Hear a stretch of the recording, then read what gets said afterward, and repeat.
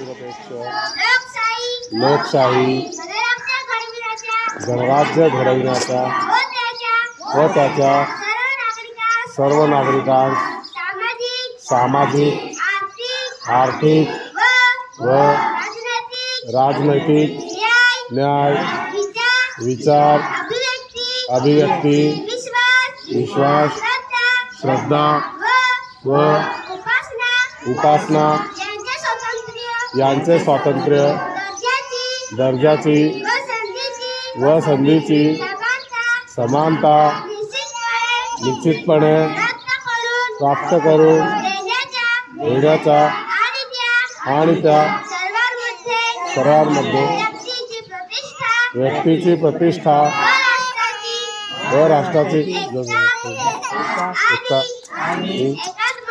एकात्मता यांचे आश्वासन देणारी बंधुता